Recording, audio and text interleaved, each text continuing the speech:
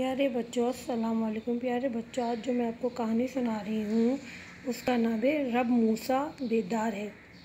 پیارے بچوں، جب فرعون کے دربار میں حضرت موسیٰ علیہ السلام کا جادوگروں سے مقابلہ ہونا تھا تو اس سے ایک رات قبل جادوگروں کے سرداروں نے اپنے تمام شاگردوں کو بلایا اور ان سے کہا کہ تم آج رات موسیٰ کے گھر جاؤ اور موسیٰ کا عصا چوری کر کے لاؤ۔ اگر موسیٰ ہم جیسا جادوگر اور مکار ہوگا تو تم اس کا عصا چوری کر لو گے، اگر اللہ کا سچا رسول ہوگا تو تم عصا چوری نہیں کر سکو گے۔ چنانچہ آدھی رات کے وقت جادوگر عصا چوری کرنے کے لیے جناب موسیٰ کے گھر میں داخل ہوئے۔ جب اندر گئے تو حضرت موسیٰ سو رہے تھے اور ان کا عصا ان کے سرانے رکھا ہوا تھا۔ جادوگروں نے عصا کی طرف جیسے ہی ہاتھ بڑھایا تو وہ سانپ بن گیا۔ یہ دیکھ کر جادوگر وہاں سے دوڑ پڑے۔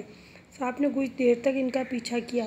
وہ کانپتے ہوئے اپنے سردار کے پاس آیا اور انہوں نے اس سے کہا، موسیٰ تو سو رہا تھا مگر اس کا خدا جاگ رہا تھا، اس لیے ہم عصا چوری نہیں کر سکے۔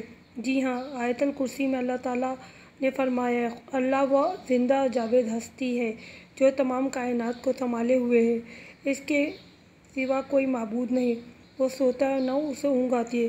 پیارے بچوں، جب بھی کوئی کام کریں تو یہ ذہن میں ضرور ہونا چاہیے کہ ہمارا پروردگار ہمیں دیکھ رہا ہے۔